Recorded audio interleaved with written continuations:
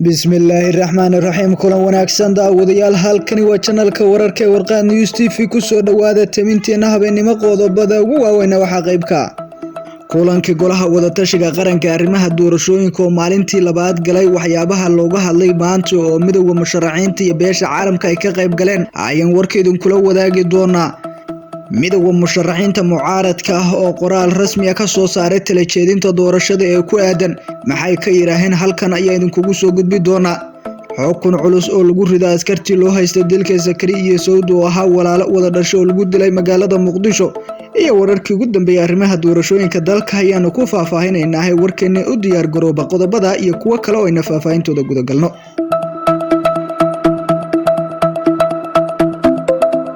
mar kale kulan wacan oo wanaagsan waa 4 bisha koobaad sanadka 2022 waxaad ku soo dhawaataan qodobada aad maqasheen iyo kuwa kale oo ayna faahfaahintooda guda galno. fadlan haday kugu tahay markii kugu horeyso soo booqato halkan waa channelka wararka ee Warqad News TV.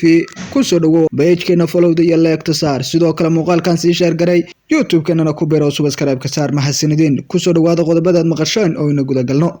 haddii ayna ku bilowno golaha wadatashiga qaranka uu hogaaminaya ra'iisul wasaaraha xukuumadda xilgaarsiinta Maxamed Xuseen Rooble oo ay ka qayb yihiin gudoomiyaha gobolka Banaadir iyo dhammaanba madaxda maamul goboleedyada ayaa kulan la yeeshay wakiilo ka socda maanta ee midowga musharaxiinta iyo beesha caalamka.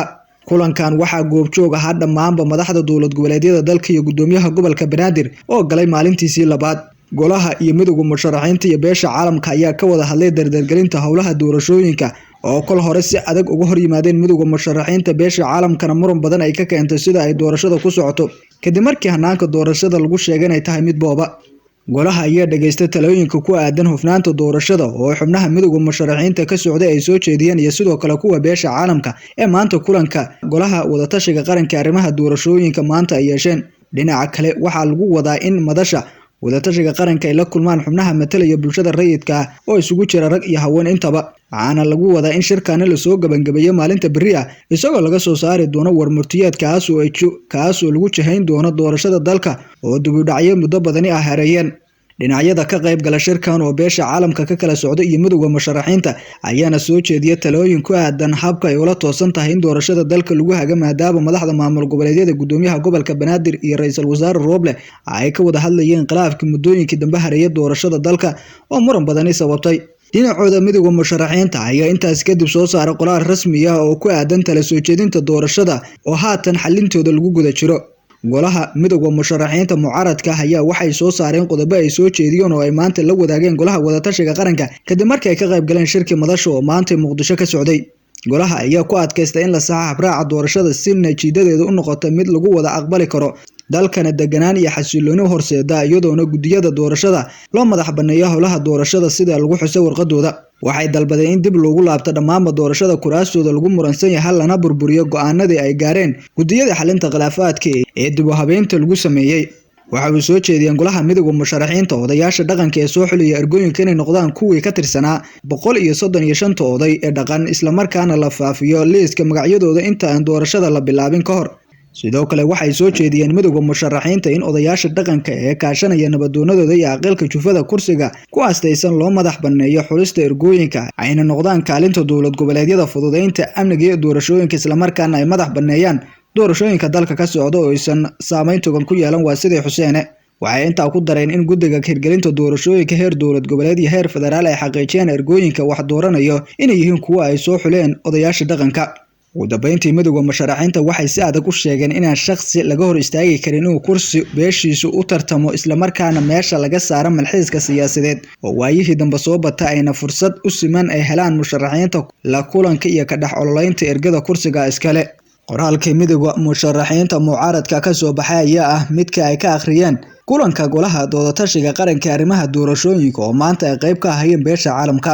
arrimaha doorashooyinka Soomaaliya xilligan waxaa ku gadaaman khilaaf xoogan oo mugdi badan galiyay taas oo beesha caalamkiisa saamilayda siyaasadeed walaac badan ka qabeen. ra'iisul wasaaraha xukuumadda xilgaarsiinta ayaa horey tiro dhowr jeer ugu dhawaaqay tabasho kasoo ka jirta doorashooyinka la dhameystiri doono isla markaana dhinacyada siyaasadda Soomaaliya iyo beesha caalamka oo fadhiya gooni oo lagu xalinayo tabashada taagan ay la qaadan doonaan. shirkan holay uu cilaamiyay ra'iisul wasaaraha oo labadii maalin ugu dambeysay ka socday magaalada Muqdisho waxaa maalmaha soo socda oo la soo gabagabay doona dhankooda ka qayb gali doona ururada bulshada rayidka kuwaas oo dhankooda tala soo jeedin iyo aragtida sida ay la tahay kusoo bandhigi doona shirka golaha wadatashiga qaranka arrimaha doorashooyinka oo Muqdisho ka socdo. Qodobada ugu badan ee haatan muranka uu ka taagan yahay shirka oo dhinacyada siyaasadda iyo beesha caalamkaba ay soo jeedinayaan waxay tahay waa odayaasha dhaqanka ee soo xulaya ergada iyo sidoo kale in la joojiyo kuraasta shakhsiyaadka goonida loo xirayo iyo in meesha laga tirtiro malxiiska siyaasadeed oo waayihii dambe soo batay. sidoo kale inay yaraato saameynta madaxda dowlad goboleedyada marka laga soo tago doorashada aqalka sare ayaka ay mas'uul ka hayeen lana madax baneeyo dhamaanba musharaxiinta u tartamaya kuraasta.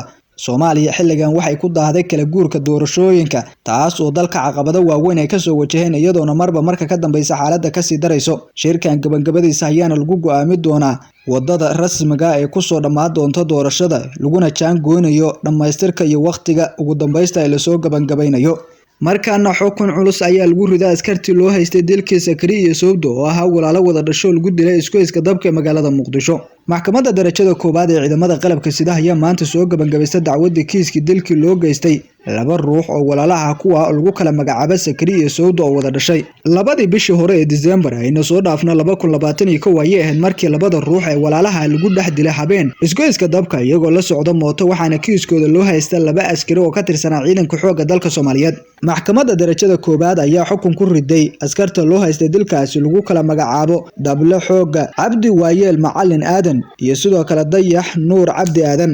gudoomiyaha maxkamadda darajada koobaad ee ciidamada qalabka sida gaashaanle sare Xasan Cali Nuur Shuuta ayaa sheegay in Dable Xoogga Cabdi Waayeel Macalin Aadan lagu xukumay dil toogasho halka Dable Dayax Nuur Cabdi Aadanna lagu riday xukun hal sano oo u dhigma dambiga uu galay.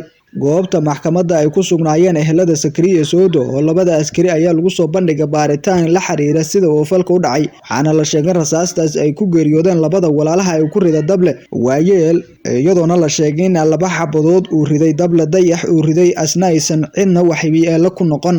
dacwadda kiiska dilka labada walaalaha ah oo muddo soo socota ayaa ugu dambeyntii cadaalad helay kadib markii ehelada marxumiinta ay wacad ku mareen inaysan marnaba aqbali doonin in meel loogu tuuro kiiskooda oo aan waxba laga soo qaadin haddii kale ay gacantooda ku doonaan sharciga waa sida hadalku u dhigeen.